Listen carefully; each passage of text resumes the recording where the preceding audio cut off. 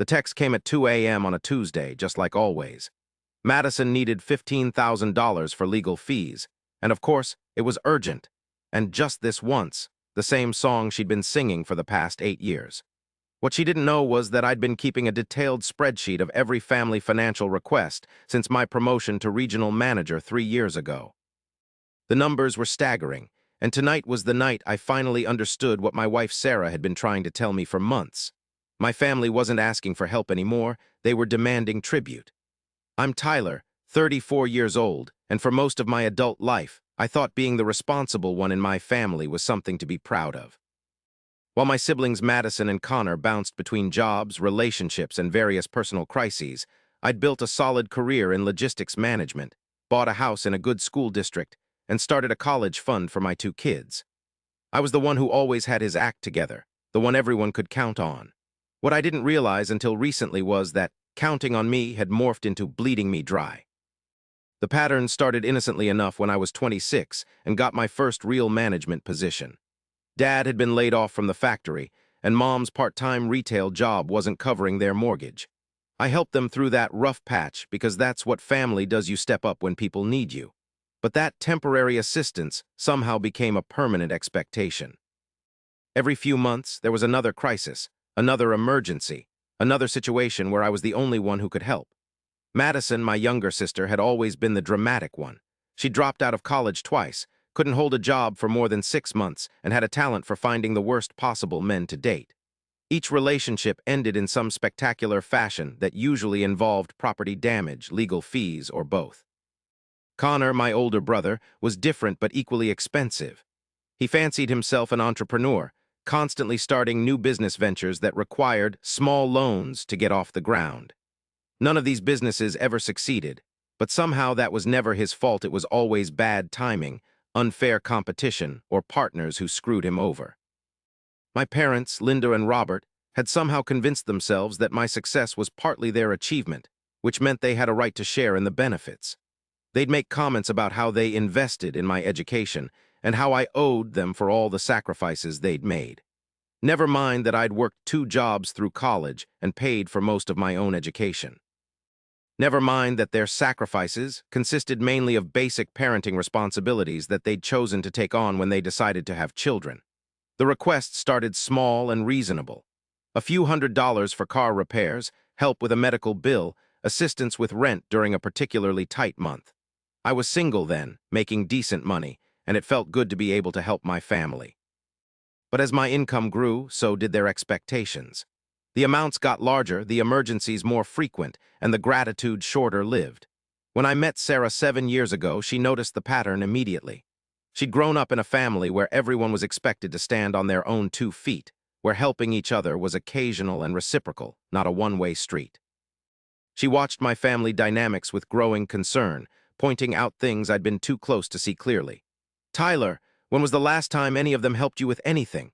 she asked after Madison had called crying about needing money for her security deposit on a new apartment, her 4th move in 2 years.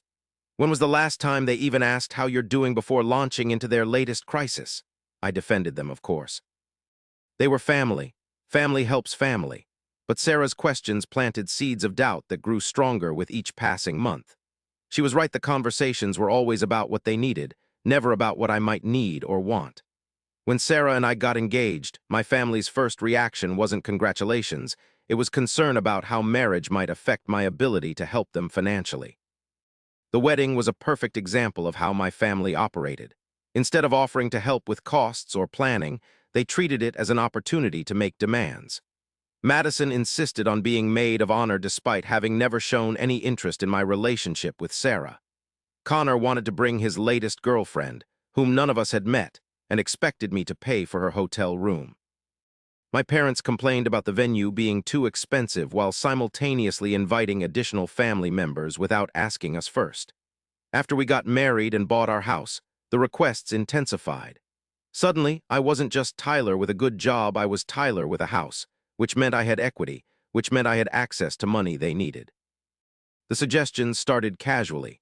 Maybe I could take out a home equity loan to help Connor with his latest business idea, or perhaps Sarah, and I could let Madison stay in our guest room, temporarily, while she got back on her feet. The breaking point came 6 months ago when Sarah was pregnant with our second child. We were already stretched thin financially with the new baby coming, and I'd been looking forward to taking some time off work to help with Emma and bond with the new baby. That's when Connor approached me with his biggest ask yet. He wanted me to co-sign a $50,000 business loan for his latest venture, an auto repair shop. "It's a sure thing, Tyler," he said, spreading out business plans that looked like they'd been thrown together in an afternoon. "I've got experience working on cars, and there's a real need in this area. I just need someone with good credit to co-sign the loan." I looked at the papers he'd brought, and even with my limited business knowledge, I could see the problems. He had no real business plan, no understanding of the local market, and no backup capital for when things went wrong. Co-signing that loan would mean that when his business failed, not if, when I'd be responsible for the entire debt. "Connor, I can't do this," I told him. "Sarah and I are having another baby, and we need to focus on our own family's financial security." His reaction was immediate and explosive. "Family's supposed to help family, Tyler. You've got all this money, this house, this perfect life, and you can't help your own brother achieve his dreams." "I've been helping you for years," I replied, trying to keep my voice calm. "I've given you thousands of dollars for your other business ideas, and none of them worked out. I can't risk my family's future on another venture that you haven't properly planned." That's when he said something that changed everything. "You think you're better than us now, don't you? You think because you married some uptight bitch and live in the suburbs that you're too good for your own family." The attack on Sarah was the line I hadn't realized I'd drawn until he crossed it. I stood up and got in his face. "Get out of my house, now." "Tyler, come on, I didn't mean." "Get out. And don't come back until you're ready to apologize to my wife." He left, but not before calling me every name in the book and telling me I'd regret choosing that woman over my own blood. What he didn't know was that I'd been recording our conversation on my phone, a habit I'd developed after his previous tantrums about money. The next few months were a series of escalating demands and guilt trips. Madison's third DUI came with a demand for $15,000 in legal fees. My parents announced they were facing foreclosure and needed $25,000 to catch up on their mortgage payments. Connor started a whisper campaign among extended family members, painting me as selfish and money-obsessed. But I'd started documenting everything. Every request for money, every guilt trip, every manipulation tactic. I opened a separate email account and started forwarding all their messages there. I began keeping a spreadsheet of every financial request and every dollar I'd given them over the years. The numbers were staggering. I'd given my family over $80,000 in the past 5 years, not counting the smaller amounts I'd stopped tracking. More importantly, I started researching my legal options. I consulted with a financial advisor about protecting my assets, and I spoke with a lawyer about what would happen if my family tried to make legal claims against me. That's when I learned something interesting. Connor had been telling people that I was a business partner in his failed ventures, not just someone who'd given him money. He'd been using my name and reputation to get credit with suppliers and landlords. My lawyer was very interested in that information. "If he's been representing you as a business partner without your consent, that could be fraud," she explained. "Especially if he's used your name to obtain credit or make financial commitments." I started digging deeper into Connor's business dealings and discovered a pattern of deception that went far beyond what I'd imagined. He'd been telling suppliers that I was backing his ventures financially, which allowed him to get materials and services on credit that he never intended to pay for. When his businesses failed, these suppliers were left holding the bag, and some of them had been trying to track down the Tyler, who was supposedly Connor's business partner. The revelation was both infuriating and liberating. I wasn't just being manipulated, I was being actively defrauded. My name and reputation were being used to facilitate Connor's schemes, and I had legal recourse to stop it. Meanwhile, Madison's situation was getting worse. Her third DUI had resulted in a suspended license, and she'd been fired from her job at a local restaurant after showing up drunk. She'd moved back in with my parents, who were now calling me daily to complain about her behavior and demand that I do something about her drinking. "She's your sister," my mother said during one particularly heated phone call. "You can't just abandon her when she needs help." "I'm not abandoning her," I replied. "I'm refusing to enable her alcoholism. There's a difference." "She needs treatment, Tyler. Good treatment costs money." "She's needed treatment for years, Mom. I've paid for treatment 3 times already, and she's quit every program after a few weeks. I'm not paying for a 4th round of treatment that she's not committed to completing." My mother's response was telling. Well, if you won't help her, I guess we'll have to figure something else out. Maybe we'll have to sell the house to pay for her treatment. The manipulation was so transparent it was almost insulting. They were threatening to make themselves homeless to guilt me into paying for Madison's latest stint in rehab. But I'd learned to recognize these tactics for what they were. That's your choice to make, I said calmly. But I'm not going to be manipulated into paying for something that isn't going to work because the person receiving treatment isn't committed to getting better. The conversation ended with my mother hanging up on me, but I felt good about it. I'd spoken my truth calmly and clearly without attacking anyone or being cruel. I'd simply pointed out the reality of the situation. That's when I made the decision to change my phone number and cut off direct contact. I kept the old number active but set it to go straight to voicemail. I told Sarah about my decision, and she supported me completely. You're not abandoning them, she said. You're protecting us. There's a difference. The messages on my old voicemail were predictable at first: anger, guilt trips, accusations of selfishness, and threats to cut me out of their lives. But as weeks passed, the tone began to change. Connor's messages became increasingly desperate as his latest business venture collapsed and suppliers started demanding payment. Madison's messages became more slurred and incoherent as her drinking spiraled out of control. My parents' messages became more frantic as they realized their threats weren't working. Then came the message that changed everything. It was from my father, and his voice was shaking with rage. Tyler, you selfish piece of shit. Your sister is in the hospital because of you. She tried to kill herself because her own brother abandoned her. I hope you're happy with yourself. Don't bother coming to the funeral if she dies. My blood ran cold. Despite everything, Madison was still my sister, and the thought that she might have hurt herself because of my boundaries made me question everything I'd done. I called the hospital immediately, only to discover that Madison had been admitted for alcohol poisoning, not a suicide attempt. She'd been found passed out in her car in a parking lot, and my father had apparently decided to use the situation to manipulate me. That's when I realized that my family wasn't just financially exploitative, they were emotionally abusive. They were willing to lie about suicide attempts to manipulate me into giving them money. The revelation was both heartbreaking and liberating. I wasn't dealing with people who loved me, but made poor decisions. I was dealing with people who saw me as a resource to be exploited by any means necessary. I called my lawyer the next morning and told her about the latest developments. She was particularly interested in my father's voicemail message. Emotional manipulation and false statements about medical emergencies can be considered harassment, she explained. Combined with your brother's fraudulent use of your name in business dealings, you have grounds for a restraining order if you want to pursue it. I wasn't ready to take legal action yet, but I was ready to document everything more systematically. I started saving all voicemails, emails, and text messages. I began keeping a detailed log of every contact attempt and every false or manipulative statement. I was building a case, even if I wasn't sure I'd ever use it. The next few weeks brought a series of escalating attempts to manipulate me back into compliance. Connor showed up at my workplace, demanding to speak with me about his business emergency. When security escorted him out, he called my boss and told him I was involved in his failed business ventures and owed him money. My boss, thankfully, knew me well enough to recognize the situation for what it was, but Connor's actions could have seriously damaged my career. Madison, after being released from the hospital, began calling my neighbors and telling them I was refusing to help my suicidal sister get treatment. She painted herself as a victim of my selfishness and greed, hoping to create social pressure that would force me to resume financial support. My parents took a different approach. They contacted Sarah's parents and told them that I was having a mental breakdown and needed intervention. They painted my boundary setting as evidence of psychological instability and suggested that Sarah should convince me to resume helping the family for my own good. Fortunately, Sarah's parents had been watching the situation unfold and weren't fooled by the manipulation. Sarah's father, a successful businessman, actually called me to offer his support. I've been watching how you've handled this situation, he said.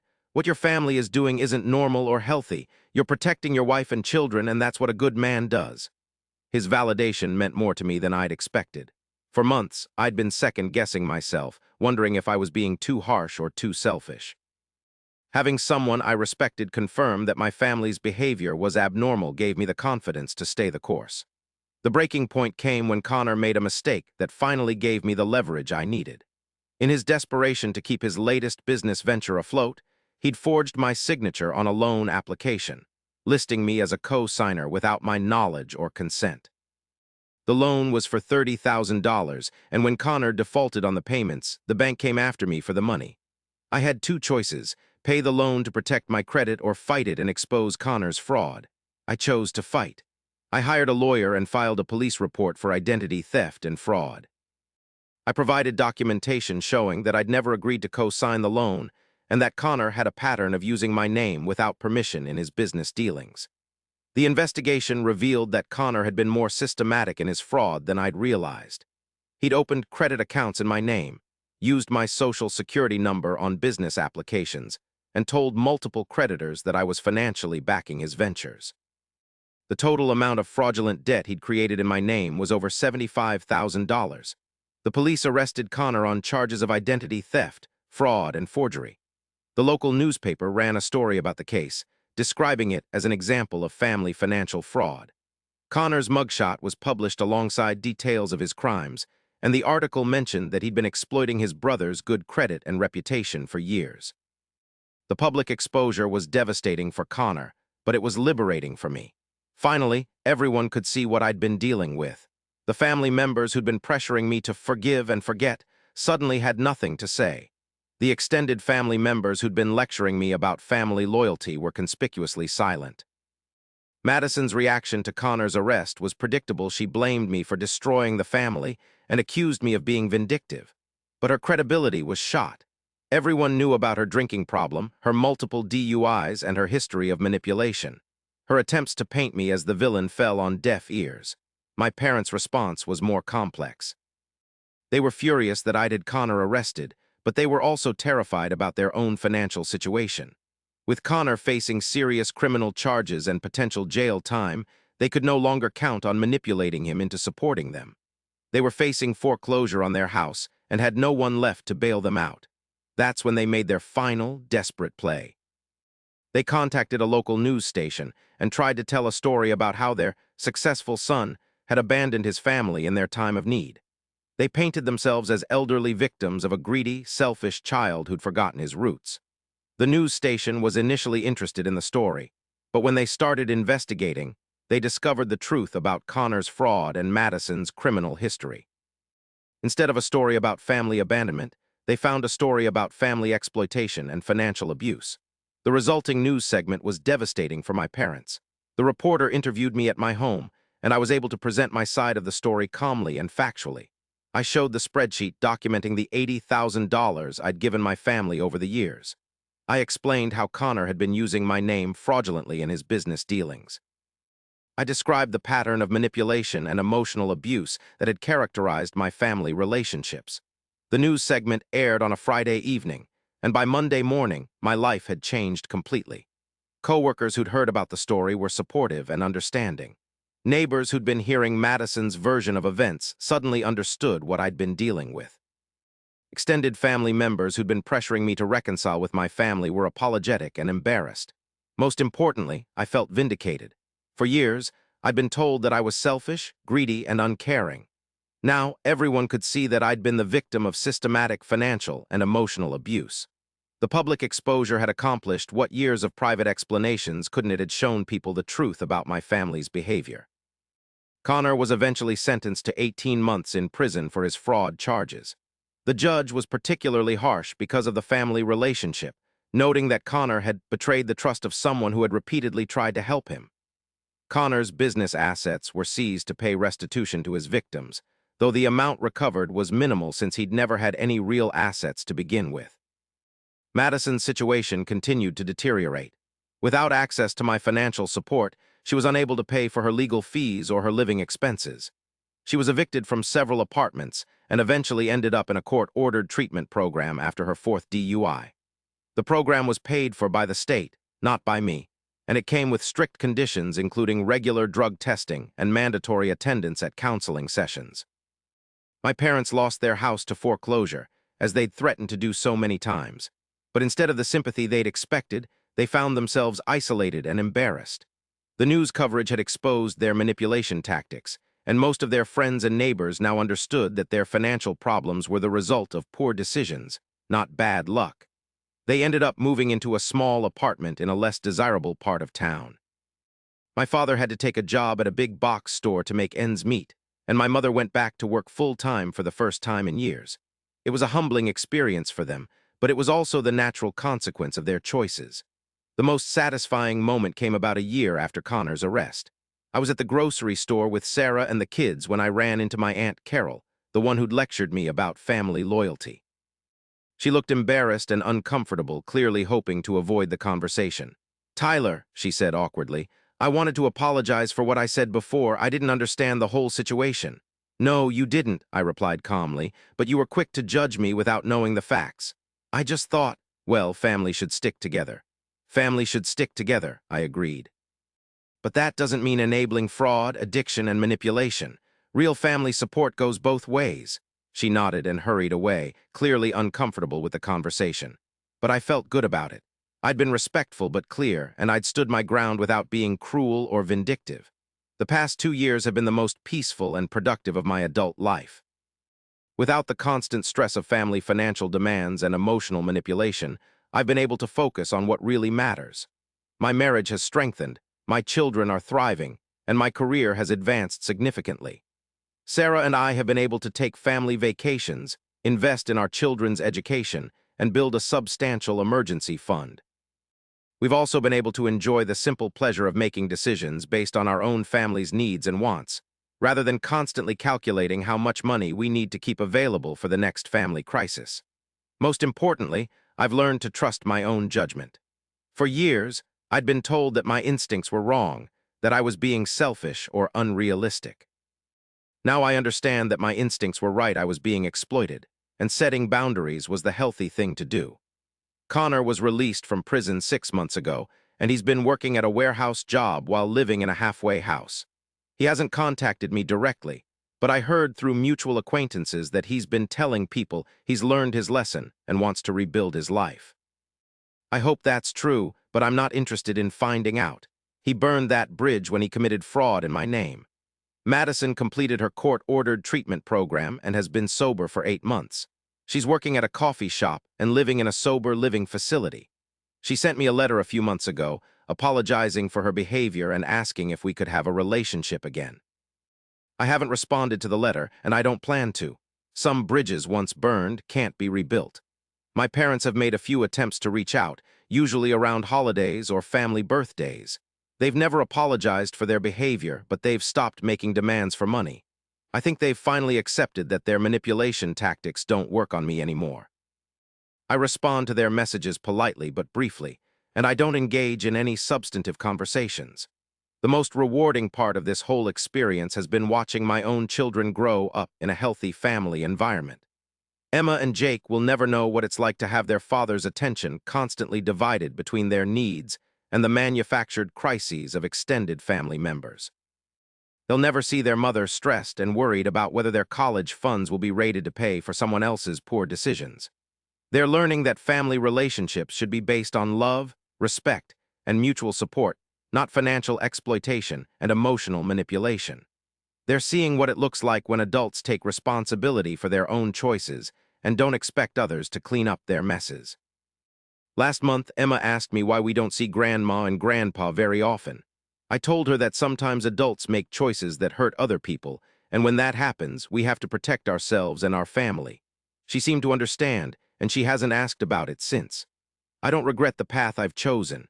Yes, it was painful to discover that my family saw me as a resource rather than a person. Yes, it was difficult to set boundaries and stick to them when faced with guilt trips and manipulation. And yes, it was scary to take legal action against my own brother, but it was also necessary.